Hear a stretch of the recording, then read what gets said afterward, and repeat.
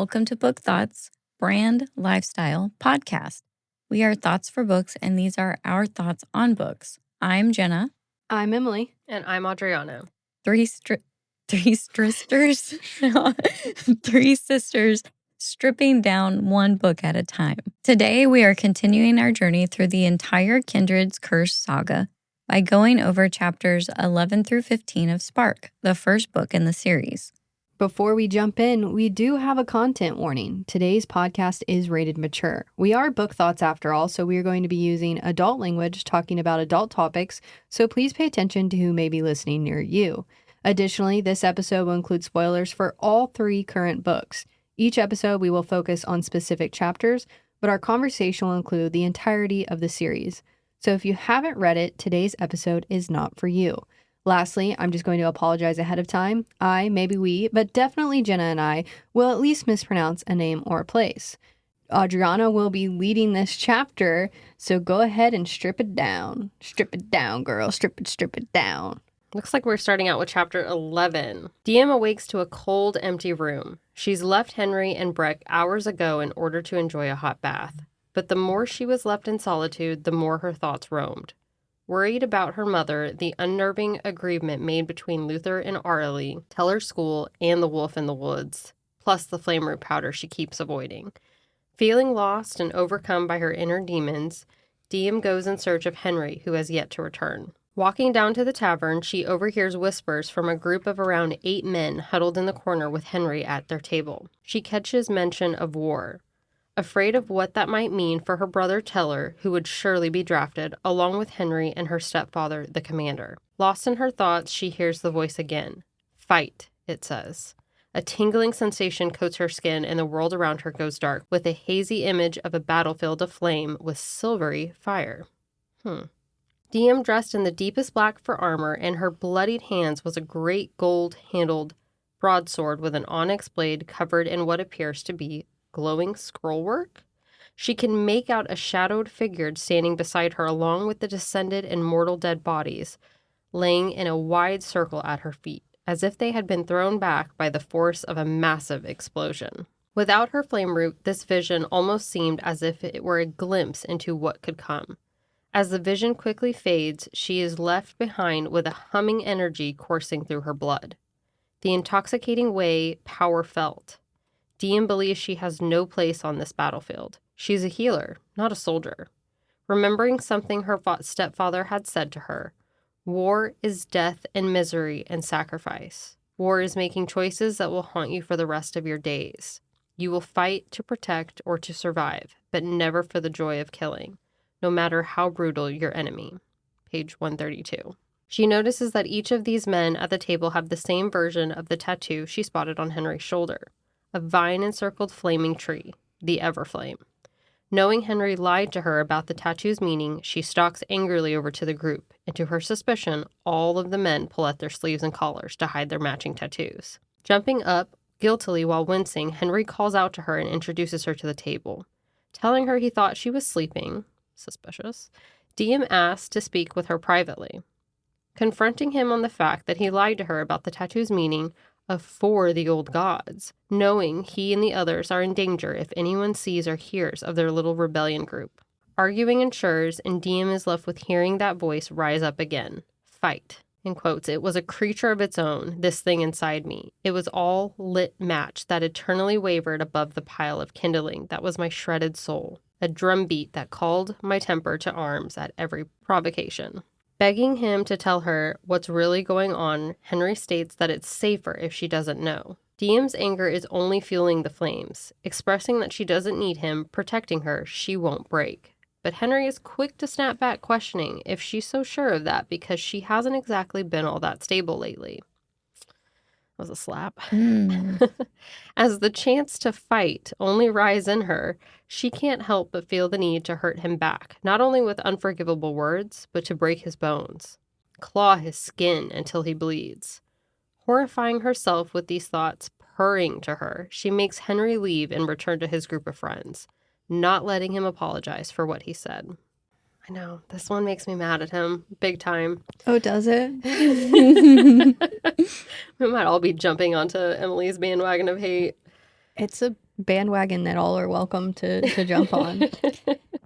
It does really, really get under my skin when he's like, oh, you're actually not very stable right now. Yes. Yeah, And that's I'm why like- I'm not including you on this. Like, what? You just tried to convince me that I was stable. And now, because you disagree with something I'm saying, you're going to throw in my face that I'm not? It's infuriating. Nah. I mean, he's hot and he's cold. Mm. You know, these aren't hallucinations. You're fine. You don't have to take the flame route. I'm Like, not going to tell you about your mom. actually, you're unstable. So, Yeah. Actually, you've been acting crazy. Oh shit, you just found me in my little rebellion group? Well, let's keep that a secret. Yeah. gaslighting's not real. Yeah. You're crazy. This tattoo, I've had it forever. It's a birthmark. I was born with it.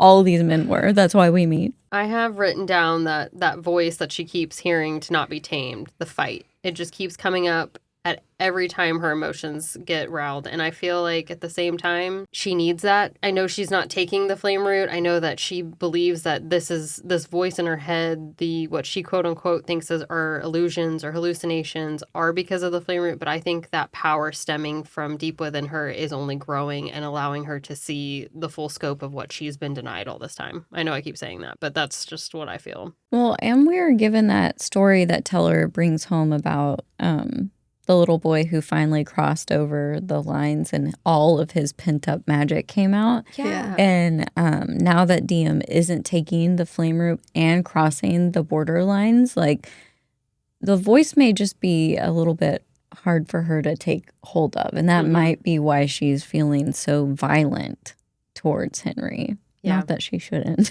in this I mean- moment. If someone called me crazy, I'd probably be pretty violent too. Yeah. Especially when I just caught him in a lie.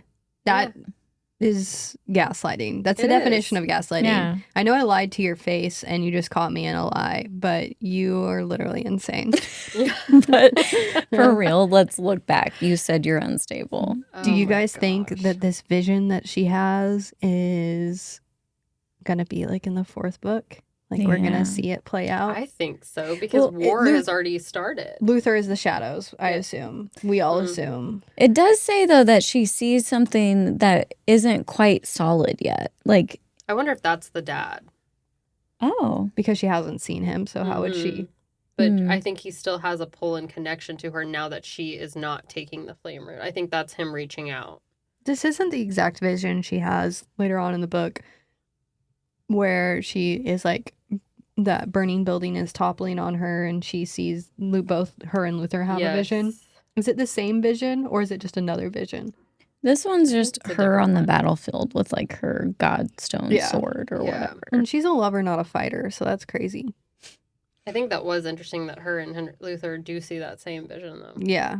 It's like they're connected. Mm. If this is how Henri fights, this may be why she's so hesitant to share things with him. Like, Yeah. if he just brings up stuff that he shouldn't bring up in a fight, maybe that's why she hasn't shared a lot with him. Because he's asking her to open up and she opens up a tiny bit, and then the first time he gets upset, he throws it right in her face. I'm surprised that when she was like, you need to take the contraceptive potion, he wasn't like, well, you would have been a bad mother anyways. I would have lost it. I would have Emily. literally Just lost kidding. Okay, okay, But okay. My mind is no longer open. The doors have closed. We are Yeah. we are closed for business. Henri is he's not winning any points. The cat's out of the bag. Henri is a part of the Mortal Rebellion. That It's is, finally confirmed. yeah, that's called the Guardians. Yep, Just the want to Guardians. reiterate that it's not called the Guard- Resistance. Guardians of the Everflame. So the old gods, for sure. That's hence the Yeah. tattoo. Yeah, not to be confused with Guardians of the Galaxy. Totally different, guys. Different universe. Although the way that the Everflame tree is described does make me think I've watched through all of the newer, well, they're not newer now. I guess they're kind of older now, but the My Little Pony series with Twilight Sparkle. And they have a tree that, anyway, nobody else has watched honestly, it. So. I haven't. I haven't watched it. The only thing I can think is I feel like a tattoo of your rebellion group should be a post-war thing that you get, because I think that your people that you're fighting against, the easiest thing that they could do is like look for the It's a people with marking. the tree tattoo. Yeah. that's for sure a telltale sign that they're in the rebellion group. Well, like in Fourth Wing, it was used as a purpose to separate them and acknowledge and identify them in that regard. Yeah. But this is voluntary. This is yeah. like saying, pick me, choose me. I'm a part of the rebellion group. Here I am. But if I throw a t-shirt on, Well, you don't know. I mean, Henri is proud. These guys are proud of the fact that they're standing up. No, I get that. But I'm saying it's not smart, though. Well, no. Do we think... God, what is her name? Her mother's name? Orally? Do we think that she has the tattoo? No, I don't think women get it. They're much smarter. Yeah. I mean, she is a spy who gets captured. And they're like, fair. she's like, oh, it was a mistake. Oh, I don't know. That was 18. Like a tramp stamp on her back. Oh my God. It was a different me. Yeah. It's not me anymore. I tried to get it removed. Yeah. As she's denying everything through torture. Oh my gosh. Moving on to chapter 12. The next day, the tension is palpable. You could hear the crickets with the silence that gathered between them. Neither of them wanted to be the first to break. As they were outside the inn loading up their horses to leave, 2 of the men from the previous night came up to wish them a safe journey, and when one leaned in to whisper something in Henri's ear, he tensed up, looking straight at her. So much for comforting smiles. I had always been a spitfire, and proud of it. An unbreakable spirit in a world that wanted me to be quiet, small, subservient, but no longer was that spark manifesting in courage or innocent mischief. Now it had become something destructive, something deadly, and if I couldn't learn to control it soon, I feared it would destroy me or the people I loved most. On page 137. Feeling guilty for the dark thoughts that had consumed her the night before, Diem finally breaks the silence, admitting to Henri that he was right, both apologizing and understanding that they both have their secrets, that they both care for each other and know each other well enough to keep prodding, promising that he will always be there for her and not force her to talk about her feelings. Liar. Henri reveals something he encountered a year prior. He watched as a descendant killed a mortal boy. Henri was in Lumos City. The young boy was from a nearby farm from the west delivering pears. The boy was crossing the road with his arms full of loaded crates. He didn't see the fast-approaching descendant riding a giant horse, describing the horse as white as snow with a patch of black between his eyes and as tall as a house. Henri, blazing with anger, remembered that the descendant barely even stopped, just swearing at the boy for getting his jeweled saddle dirty, not even noticing that the boy was dead. Henri had to be the one to tell him. The descendant just looked at the boy's corpse and brushed off the dirt from his horse and rode away, as if it were nothing to him. Henri admitted that he carried the boy's lifeless body to 3 different villages, but no one knew who he was. Finally, he buried him on his family's land in hopes that once he did find his kin, he could return his bones. I really did like that side of Henri being shown. Still shows he has a heart through all of this. Yeah, for mortals. Yeah, that's true. Not Diem. Diem, disturbed and surprised, Henri never mentioned anything, asked why he didn't bother to tell her. But Henri's next response is that he didn't want to tell her what he did next. He snapped, feeling as if their whole lives, the descendant had just trampled them without any desire to care. Consumed with anger, Henri went in search of revenge. He waited every day for a week for the return of that descendant. He wouldn't have hesitated to kill him, not even caring if Henri himself died in the process. He only wanted them to see him. It wasn't until he was approached by a mortal man telling him he could die a meaningless death on one act of vengeance, or he could channel it into something bigger, something that mattered and would make a lot more of them pay.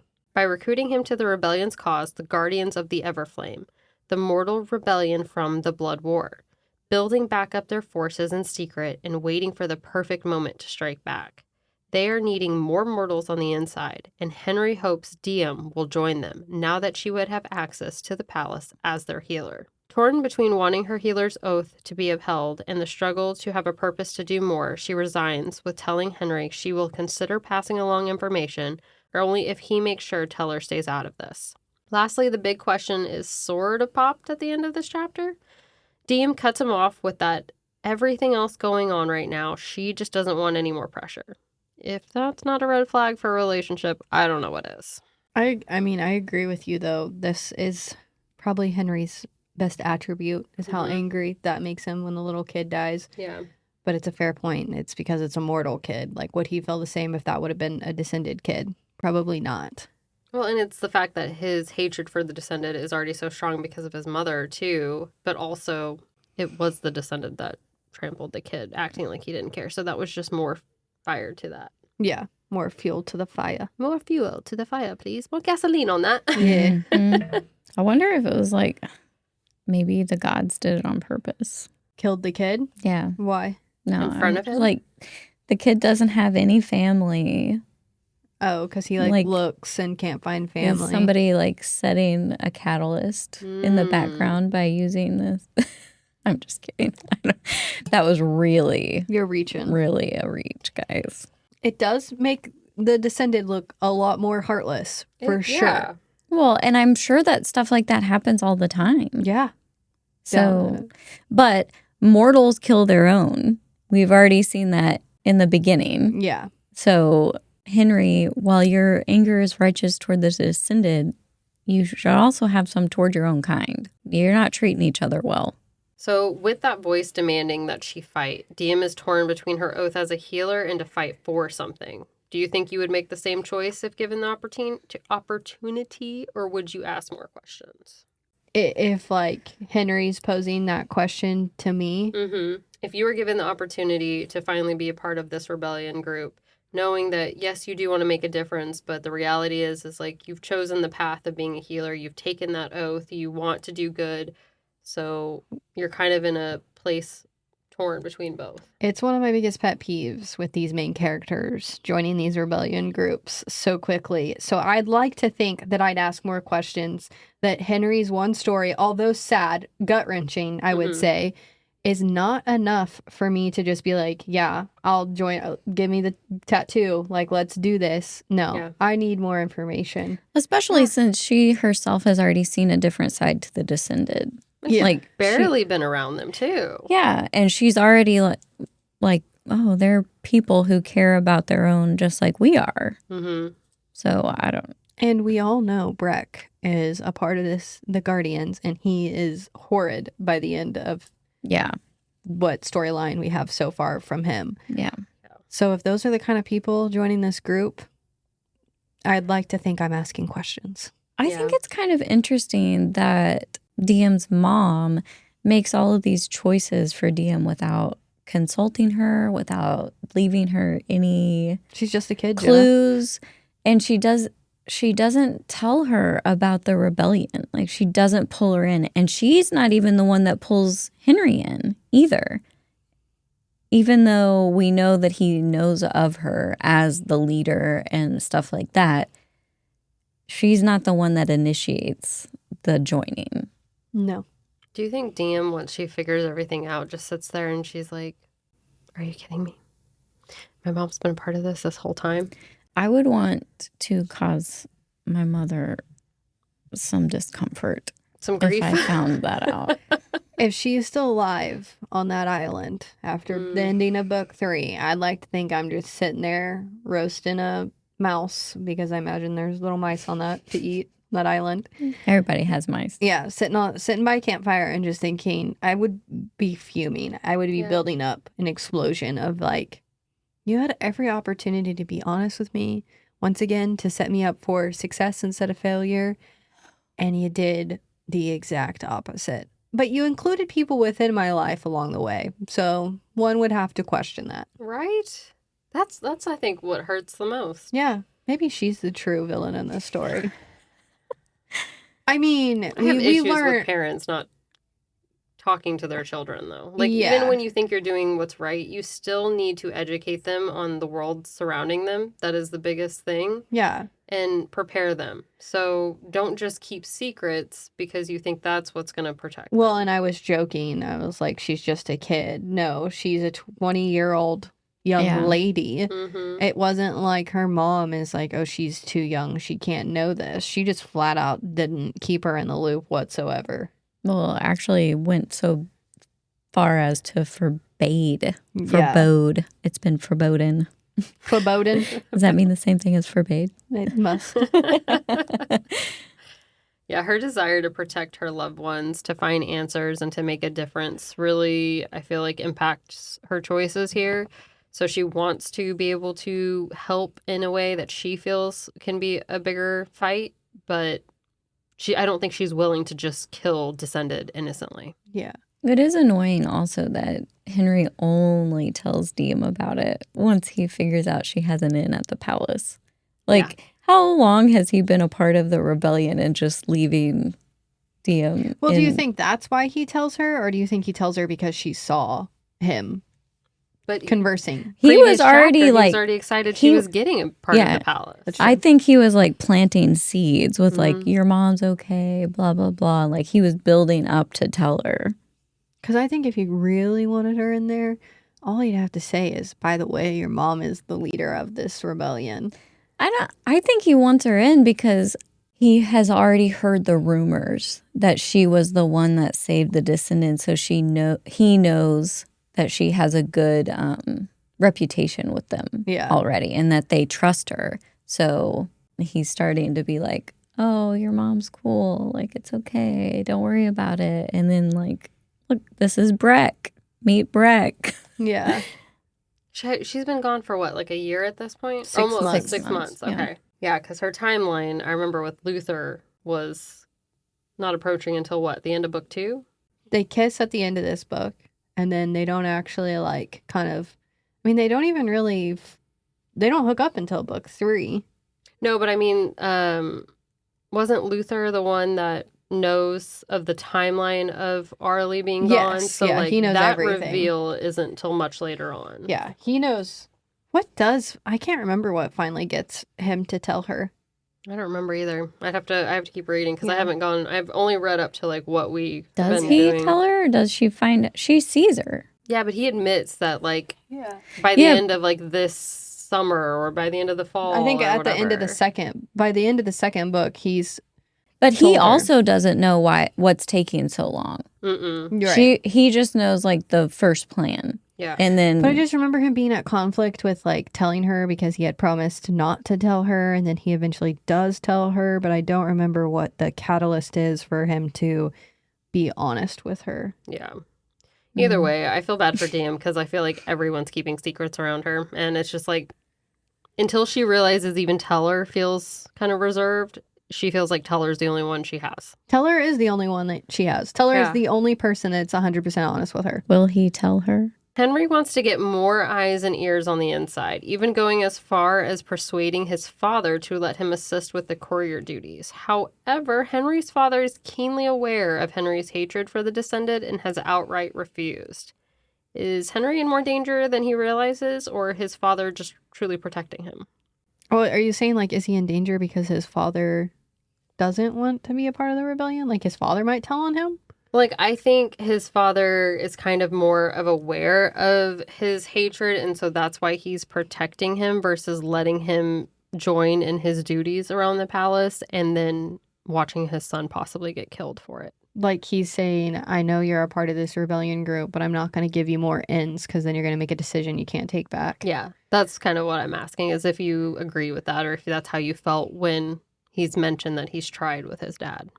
His father's not supposed to know he's part of the rebellion group either. Oh, he doesn't In know. Henri's eyes, he doesn't know. Now, if he... Oh, yeah, because he's like, wink, wink, don't tell him. If he knows and he's just pretending he doesn't, he's still not giving him access to the palace. I don't know if that's because he doesn't want Henri to be around him or what. It also doesn't make sense that he doesn't hold the same hatred that Henri does to me. I know, and it was his own wife. It's his wife. Did he tell Henri a lie? Did he poison his own wife? What's really going on? Detective Jenna, Emily, and Adriana are on the case. I feel like the only reason Henri is that upset with the Descended, though, for his mom, is just because he was denied the fact of getting her that medication or that. Yeah, I'm just saying it doesn't really make sense that his dad is still a trusted courier to the palace, like the only one. Mm-hmm. So he obviously doesn't hold that much distaste for them. He's not joining their rebellion along with Henri with as much anger. Well, I mean, look at the commander, too. same thing. He had to work for both sides, technically, in a sense, too. He had to work for the people. I mean, I think that's brought up in chapter 14. But fought for the descended and the mortals. Yeah. Yeah, I think that's important. For Amarion. Yeah.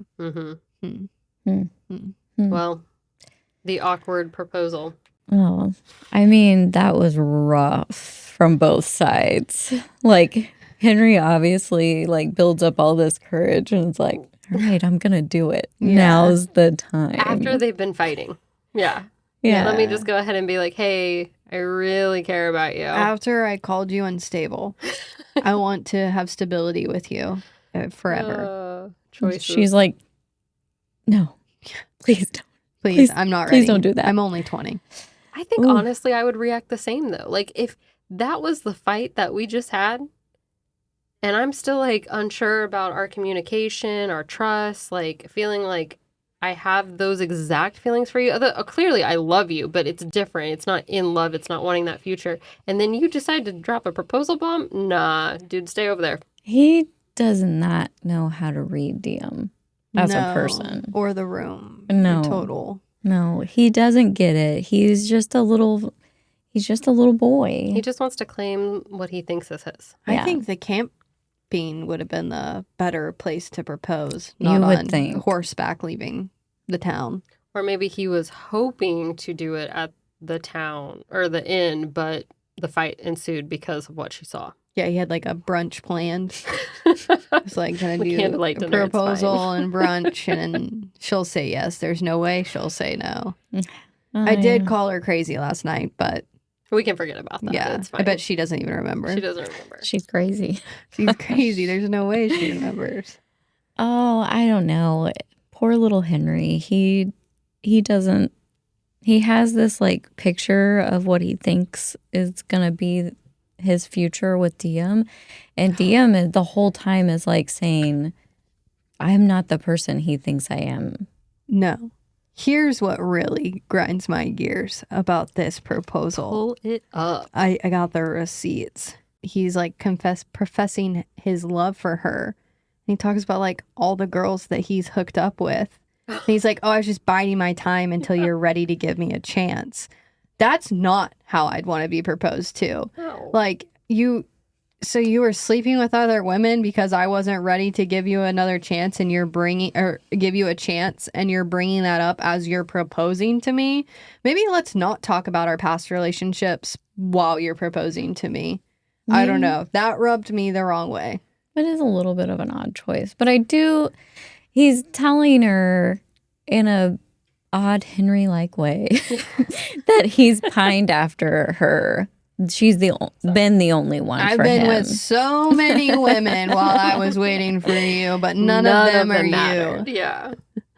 Honestly, I don't know. I think that always bothers me to begin with. Like, it's supposed to be a romantic thing, but I don't need it. Like, I should know that I'm the one that is different, or that you're in love. You know what I mean? Oh, yeah, for sure. That line, you're not like the other girls. It's like, you're like, okay, what cool. the fuck? No, it's when they say, I'm not like the other guys. You're like, solidified, you are the other guys. Wow. You're with the gang. It's awkward. It's just overall awkward. And I kind of feel for Diem in that moment, to be honest. Because like I said, I would have just pushed him and been like, no, don't touch me. Don't talk to me. You're not asking that final last bit of that question because we're just not there. Yeah. We need couples therapy and a lot of it. I just feel bad because I do think that probably had she continued to take the flame route, like Henri's little blissful pipe dream would have happened. Yeah, there's a world. yeah. There's a world where he got everything that he wanted. And Diem just suffers in her muddy brain for the rest of her life. Yeah. All right, I'm moving on to chapter 13. I feel like chapter 13 and 15 are pretty pivotal. 2 weeks later, after their trip to Fortos, Diem has convinced Moira that she will take over as the palace healer. Spending some time reading through her mother's journals, learning about healing the descended, and talking with Moira, she is finding that there is one thing that stands out: the Godstone, a rare material that could only be made by the kindred and is lethal to the descended. If formed into a projectile or blade, a serious strike would result in instant death. Minor blows could still result in infection from the lethal toxin with no known antidote. However, Godstone is harmless to the mortals. Definitely imperative information that I think Henri's rebel group would love to get their hands on, but I think that's still a decision Diem still has to make. After studying and learning all that she can, Diem accompanies Moira on a follow-up trip to check on the 2 youngest injured children from the collapsed roof. Seated outside, guarding the palace, was a Gryvern. Spiked scaled head of a sea dragon, the wing and front talons of an eagle with the body of a lion. On page 149, it is shown that many millennia ago, when the kindred arrived in the mortal realm, each of the 9 sibling deities brought a Gryvern as their companion and guardian. At the forging, the kindred bound the immortal beast to an eternity of service to the crowns of each realm. Only 7 remained, living as the Gryverns of Fortos and Montios had been killed by mortal rebels during the Blood War. The Gryvern took an interest in Diem, cautiously reaching out to the creature. The Gryvern almost extends its neck toward her outstretched hand. I feel like that moment, with Toothless. I know. That's what I always picture too. The guards finally stepped in, calling Sarai to get back. Snarling at the guard and obeying his command, Sarai prowls back toward the building. The guard notes that her temper has been on edge since the king took ill, but Diem could tell she was only just curious. Making their way through the palace isn't easy. They are met at every turn with a hostile line of questioning and searching. When refusing to give up her dagger, one guard learns that she can easily still place him in an uncomfortable position using self-defense techniques her father has taught her. With more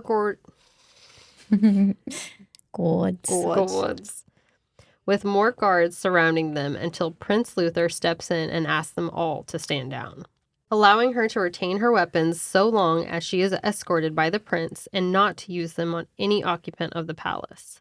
The tension only increases when Luther leads both Moira and Diem to the small children they are there to check on. Sitting in the same room with them are the cousins of the prince and the children's mothers, who could not be further than worlds apart from Diem. Setting her knife belt in the far corner of the room to calm the children and their parents, Diem busies herself with how well they are healing and distracting them from the growing escalation. We love Luther. Sticking up for a woman who has been touched against her will, then sticking up for her when she is placed in front of the women accusing her of making jokes at dying children, and how funny that would be to her people, when all she did was take her job seriously, calming the children, playing with them while also checking their previous injuries. She wouldn't back down, and Luther won't either.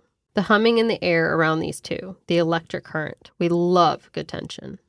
That was a pretty important chapter, I feel like, because one, we have mention of the Godstone that was made by the kindred, and it's the only thing known to kill the Descended. So does that mean there's only a certain amount if it's made by the kindred? Godstone? Yeah. I don't know. Do they even talk about the kindred aren't around to keep making it? I'm pretty sure that they do talk about that later. Oh, they do? Okay. I think that it's talked about in because they talk about the material being wielded into some type of weapon or some type of strike. So you can use it to harm them in different ways. Or you can just get a small amount and the toxin from it is what causes infection or whatever they were talking about. So. Yeah. That was the last part of the chapter when we get to really see Luther's character start developing was really, really good to reread for me. I like her making fun of him too. Yes. For using his official title, and then she starts talking about if he's like that with his lovers. Mm-hmm.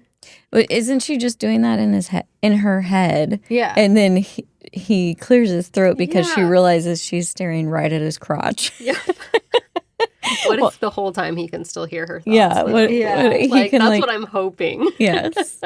That would be hilarious. I really also like that he corrects his cousin and says Prince Luther, and then she tests it out and calls him Luther, and he doesn't say a damn thing to Diem. Yeah. He accepts it. And in front of the lady, too. Mm-hmm. He's like, you can call me whatever you want. Mm-hmm. He's already swooning over her. Which is just kind of another comparison with Henri, how Luther doesn't take shit. This woman's obviously attracted to him and coming on to him. and he's not giving her any attention. And had it been Henri, he probably would have been giving that woman a lot of attention in front of Diem. Yeah, the difference between them is just growing and growing. And it's I don't know what just to tell getting you. started. Oh, I like also her being like, that's his cousin, but it seems like she's flirting. Mm-hmm. Like, how is that happening? Why is that possible? But they like marry her. Yeah, they off keep to it their close. cousins. Yeah, they keep it real close. Not to mention, they age so much slower. So I feel like by keeping their bloodline as pure, quote unquote, as they can, I just feel like he's got an extension of cousins that it doesn't matter, first cousin, second cousin, whatever. Like, to him, he's like, I have no interest. You are nothing. We share the same blood, where this is not Game of Thrones. We're not pulling that. It's true to history. That's what's disgusting. I can't do anything about it. Well, Diem's turmoil between both sides really shows in this chapter and kind of foreshadows to me the rest of what's to come, especially once we start with chapter 14, when we learn the question that she's been kind of wanting to ask for so long is, how could he stand working for both sides? How could he stand being around the Descended when, you know, she's thought to hate them all of her life, and now she's kind of seeing that there's more to it. She's living outside of that bubble, I think, is kind of what she describes it as. She's got to be so conflicted because she hears the stories of the brutality, like what Henri has witnessed, and then she has the time with Lily when she's saving her, and she just seems like an innocent little girl. And then she's here with Luther, who, even if she despises him at this point, quotation despises, she is also seeing this side of where he's like defending her and not defending his cousins, who once again is showing a more brutal side. So internally, she's got to be like so conflicted, because she might not know anything about the Descended, but the one thing that she did know is that her mother hated them, and that everyone in her life, besides her dad, didn't like them. Well, her mom worked for the Amarian army too. She did. Amarian.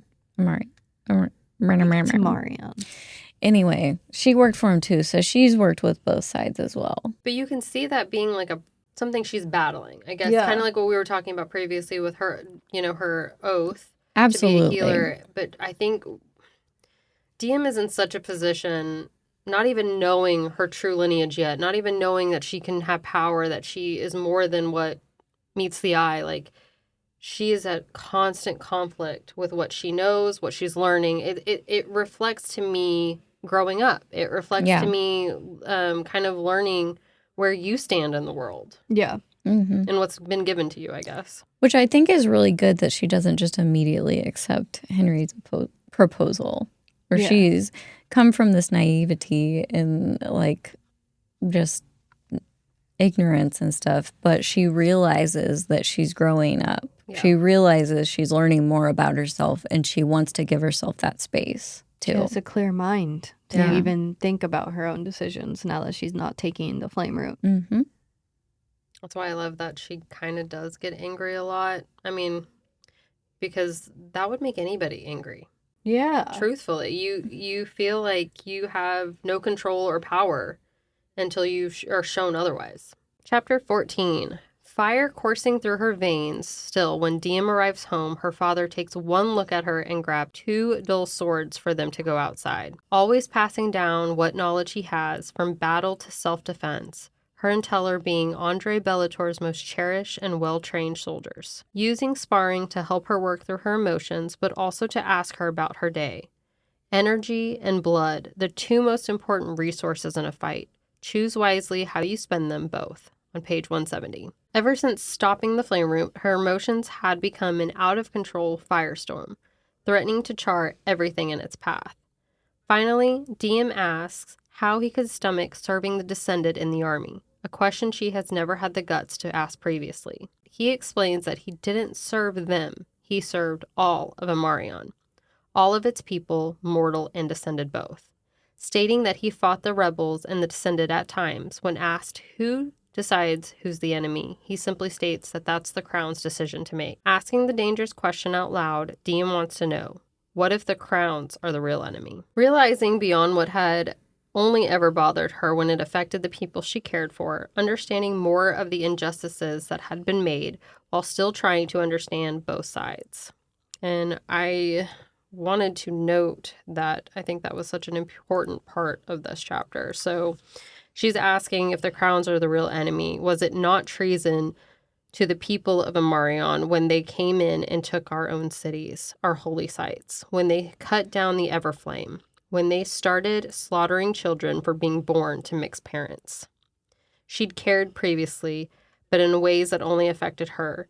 She cared when it was the people that she knew that suffered, when the injustices inflicted by the descended were forced into my path, disrupting my happy little bubble. And now I was finally starting to look behind the oily rainbow. That's on page 172. Highly recommend you looking that up. Her father's lessons always remind her that strength wins. Fighting against someone stronger than yourself, be smarter, and choose both battles and enemies with care. This chapter ends with Teller and Diem in their shared room discussing the risk of his infatuation with Princess Lily. No matter what, Diem is supportive of her brother, but only wants him to be careful. Since the laws forbid any relationship or children between the descended and mortals, she's just worried for him. I do get a little frustrated at Diem with her treatment of Teller, too. Like, she kind of goes into the pattern of her mother. Like, don't tell him about this. Don't involve him in this kind of thing instead of letting him make his own decision. And Henry's kind of like, he's like 16. He's a young man. He should be able to choose for himself. But I don't think that you should know that your mom is on the island, and I know that. Yeah, no. Total. I think the only time that she does that is the rebellion group. And I do think, I mean... She keeps stuff from him. Yeah. What else does she keep The from him? one that bothers me the most is with the school. When he's offered to go to Sophos. Yeah. And she gets this like weird feeling and everything, but like it was his dream all along. But instead of like letting him know about her intentions or what she's fearful of and him making that choice, he almost goes behind her back to still take that scholarship or whatever they're offering him. Yeah. Well, she hurts him before that though, too, because she keeps... Because I can't remember what specifically she it knows is. that her mom's alive and doesn't tell him. Oh, that's what it was. It's always secrets between these people. Golly, people, come on. Secrets are no fun. It's interesting that she obviously does take after her mother in that respect. Yeah. It's the only way that she was shown love, so I guess that's how she thinks she needs to show love to Teller. But she's protecting him in just the same manner, and she needs to kind of acknowledge that because he's, like, Henri even mentions it. He's not a kid. Yeah. Yeah. He's capable of making She his does own acknowledge decisions. that later on. Yeah. She does. She does. Yeah. She's like, oh, dang, this was a mistake. And Yeah. he's like, don't ever do this to me again. And then she does keep one more thing from him, but not on purpose. And then he doesn't give her time of day to explain. Nope. I mean, And that's what probably, happens. I probably wouldn't either. I want to know if I'll have redemption for the mom by the end of this because I'm not Yeah. waiting for it. Like, at this point, I'm kind of still upset with her, and I think she is a big catalyst for all of this. I don't know if you've read the like preview chapters for the next book, but in that, her mom is like fighting. It's worse. Her mom is like fighting to like try to free her. Kinda. Okay. Yeah. And I'm like, that's, I think maybe what her redemption arc might be. But what, like, okay, so if her mom gets her off that island, we're supposed to just forgive all her transgressions? No. You can't just overlook that. If she's even alive. I mean, Yeah, she that's does true. overlook a lot when she... Anyway, we shouldn't talk about Who that yet. We're not overlooks? there. Who overlooks? Diem overlooks a lot. She doesn't When it really comes to give her her... mom? Yeah, she doesn't really give her a lot of shit about the stuff like I would have. Nah, the minute we were out of that, that explosion when she first sees her back again, I'd been like, we're sitting down, we're talking, we're having this out, everybody back off. I would have decked I need her. everything. How about when she's rejecting Luther? I'm like, Yes. who are you Yes. to tell me who I'm gonna Yes. love in this life? I know you just caught us finger banging, but like, God, that was a lot. yeah, you're right. We're jumping ahead. Yeah, but it's too much. yes, I don't like Henri. That's fair. Are you going to have a tattoo by the end of this? No, that's gonna be my Everflame. It's just like A circle with Henry's Henry's name name just- marked out. So chapter 14, questions. I just really have that, like, I appreciated her father kind of being not only, like, loving with her, but willing to teach her. He helps her get her frustrations out while at the same time, like, knowing what she needs. Yeah, too. I think that's important. I wrote it as I really appreciate a strong father figure that teaches but also loves. Andre cannot make choices for Diem, but does everything he can to prepare her for the life ahead and for her to be strong, resilient, caring, and calculating. He's proud of his children, and his love shows. I know we've read many books where we are always questioning the decisions of the parents with their children, especially the famous secrets, kept assuming they are doing what's best. Looking at you, Mama Bellator. I mean, he has to know too, and he's not telling Diem either. It's a great moment and a great lesson of how you can talk to your daughter as a father. Yeah. It is also a great moment and a great lesson of how you can lie to your daughter's face at the same time.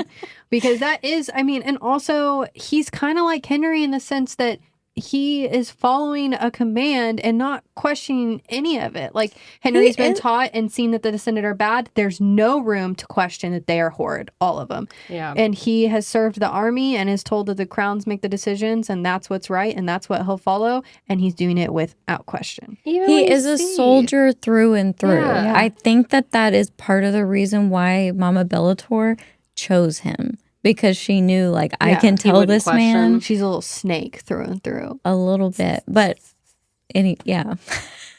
he is also purposely not asking questions. He doesn't even know she's part of the rebellion from our point of view. It kind of makes me question if he even has a spine.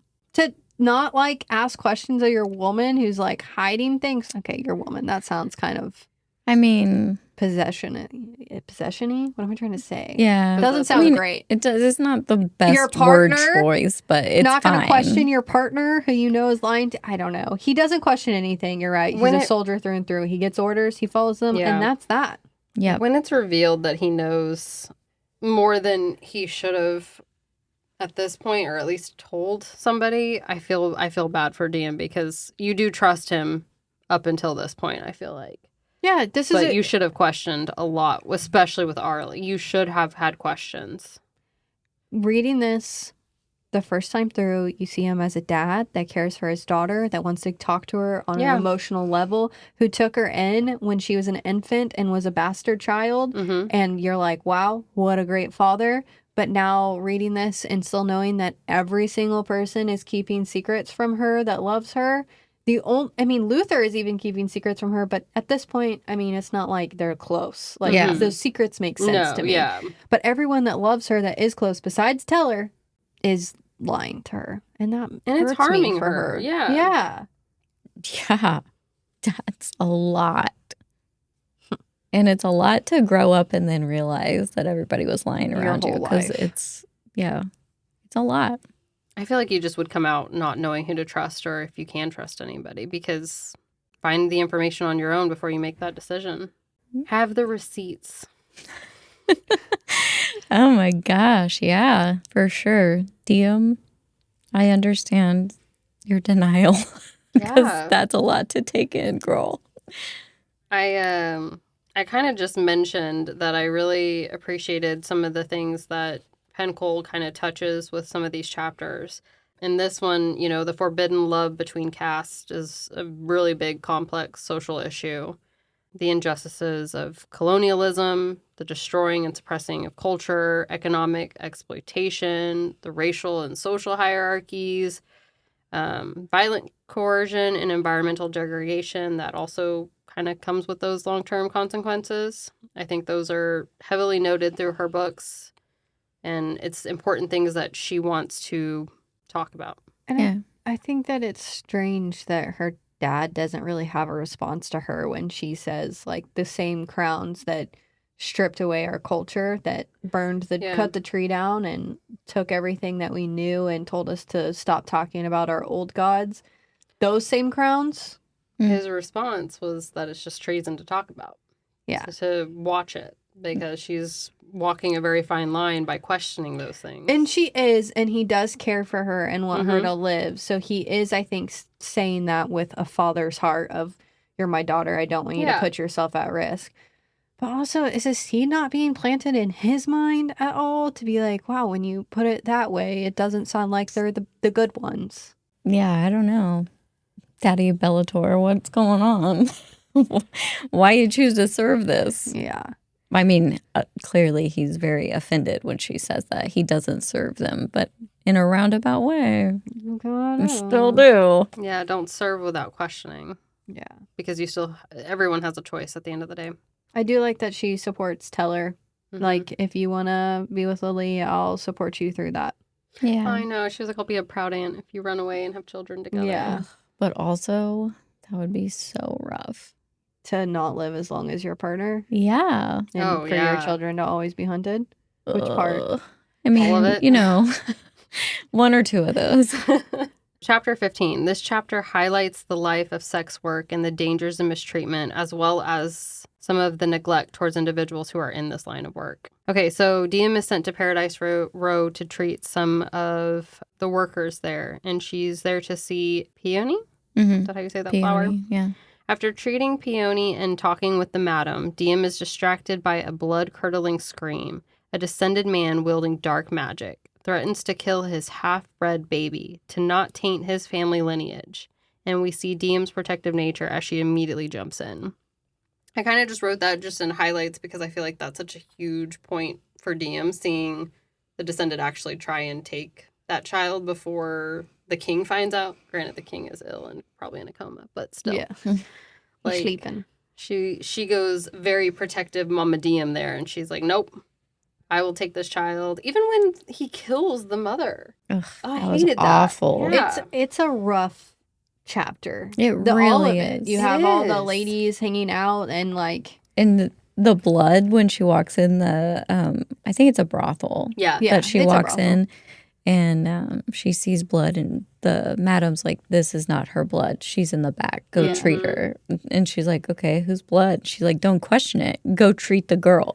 yeah. They band together. Yeah. And I think that's important. It was good. And then the girl is like crying because she doesn't know how she's going to make money because she's worried about the bruises. And Yeah. the madam is like, we'll take care of her, won't we, girls? Mm-hmm. So even though they're having to work in a horrible situation and possibly one of the lowest of the lows, they're still, That's mortals Girl- banding together. yeah.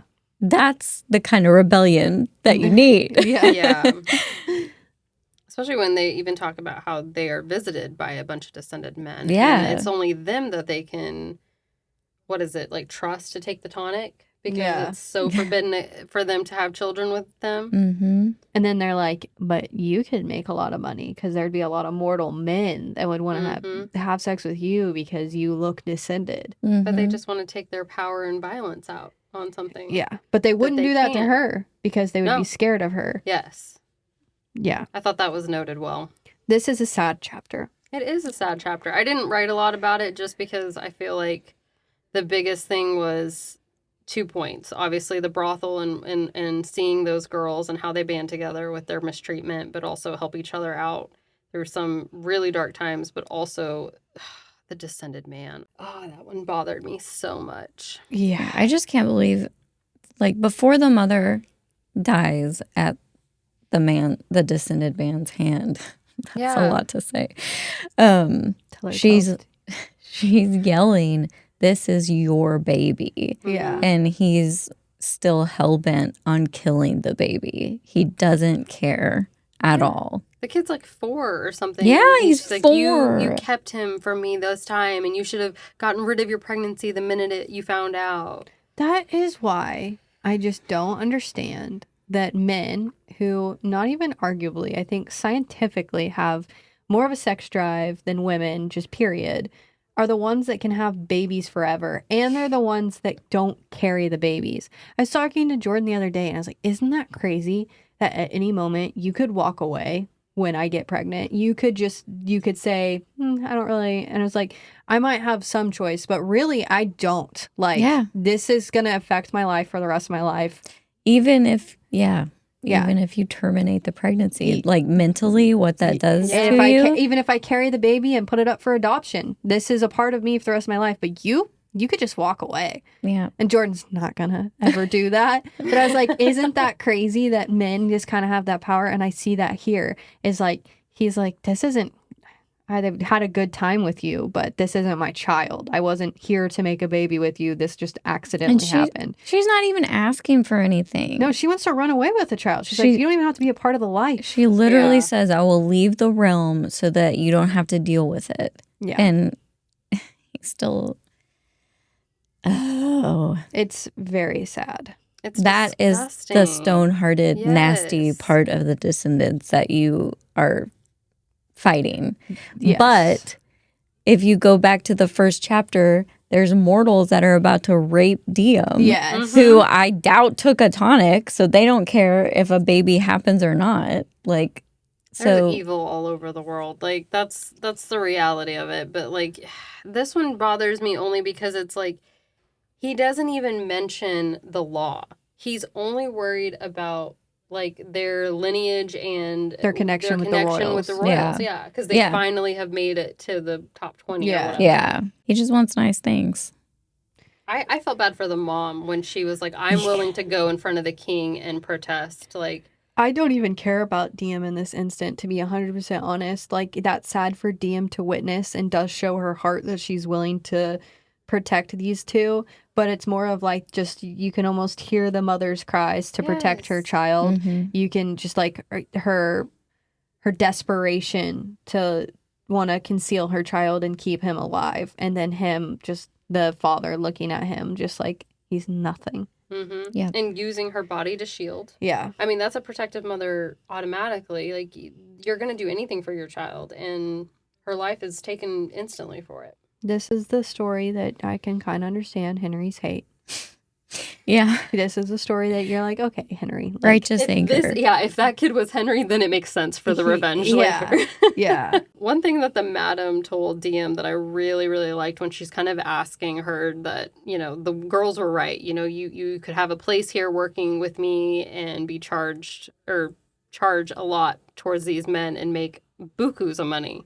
But one of the quotes I liked was that she said, don't choose a mediocre life for a mediocre man. Go be exceptional. If he's worth it, he won't judge you. And if he's really the one, he'll come along for the ride. Like Luther. The foreshadowing with that line, man. Oh, yeah. I was like, damn, if you didn't have it spelled out for you, just look back at this, Diem. Because Henri is the one not choosing you. Luther is the one saying, I'll be there no matter what. Yep. Henri's like, Luther's only like, if I want to serve you. Yeah, and then Henri's like, only if I get the crown. Like, literally just using Diem. With me on that when he starts thinking he's going to be king. We can't. I'm trying to have an open mind. He literally wants Diem to sacrifice everything and just be there in Mediocreville with him. And have his babies. And have his babies. Yeah, it gives him everything he wants. It gives him the power. It gives him the way to take over the Descended. But the reality is she's not powerful for you. Like, love her for her. Yeah. You can't do that. Oh, Henri, where did you go wrong, bud? Right here. In this quote from the woman on Paradise Row. Henri, why do we think of you when she says a mediocre man? Yes, we all are thinking it. Okay, well, I'm going to jump to the spotlight real quick. We still don't have any dates on Burn, but she's working hard to get us this next book. So even though it is hard for us readers, let's be a little bit more patient and understanding, but also supportively cheering her on because I know she's doing a lot to get us that book. And yeah, you got to do you. I'm excited for it. I know all of us are. We can't wait. We're excited to do these recaps, these deep dives as much as we can. But I'm excited to even talk to fellow readers. Like, let us know in the comments where you're at with your reading and how you're enjoying it either way. Let's hear your fan theory. I think I'm jumping a little ahead here again, but if we know that Arlie was the one giving Diem the flame root, do we think that she did so because she already knew that her daughter was descended or of forgotten blood? Or is it just to dilute and suppress any rising power that not only would paint them as a target, but to control the Guardians being able to rise back and fight? I think part of the reason Arlie does it and doesn't tell Diem about the Guardians is because she knows she'll be used as a weapon. So that's a motherly, like, protective instinct to keep Diem out of it. Yeah, I do believe that she didn't want her to be used as a weapon because I think that's Breck's first thing that he wants to do, isn't it? A weapon against her or a weapon A weapon for her? against the descended. They just want to like control and use her. Yeah. Or they would. Isn't she shocked when the crown chooses? She I is thought surprised by that, but she does know she's descended. Yeah, she gives has her the to. flame root Yeah. because she knows she's Okay. descended. I mean- she genuinely thought when she was born with the red hair and brown eyes that they had escaped and she didn't take on the descended blood or forgotten blood or whatever you want to call it. Yeah. But she knew the man that sired Diem was I don't think she's magical. descended. I think she's kindred. Yeah. I think forgotten or kindred, if those are two separate things, I don't know yet. But I do think she's a forgotten kindred. Yeah. I think she's the daughter of the god. Yeah. I Yeah. think you guys are right. Yeah. So I don't think she's kindred either. I think she's above that. You think she's the You think powerful. that the forgotten dude is the father of the kindred, Yeah. so he's even more powerful. Yeah. That's why he's That's more why powerful. Not just that's a why she sibling. has all the powers. Yeah. I like that idea a lot more. Like to if be he honest. would have been around when the crown was coming Yeah. out, he would have gotten all the crowns. Who did he have babies with? That's probably why they. Oh, to make them? You don't need. There's God. He just had them. Poof. He's a seahorse. He's a male seahorse. Okay. He carries all the babies. We want to know what the male seahorse did to offend God.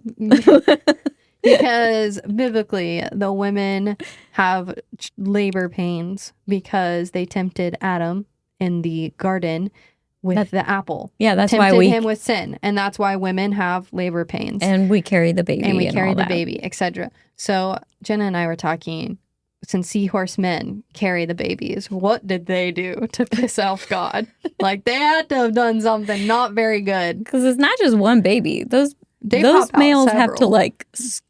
Yeah, They're like swimming it's forward 'cause their violent. stomach is so heavy. yeah. And it's like very few species of do the males have the babies, and seahorses are one of them. So We want to know. you might be a tiny creature, but you did something real bad. All right, Jenna, you're wrapping it up. Now let's wrap it up. Thank you so much for listening to this week's episode. Next episode, we will be stripping down chapters 16 through 24. Be sure to follow us on all of our socials. Tune in every Friday on YouTube or wherever you get your podcast for a new episode of Book Thoughts.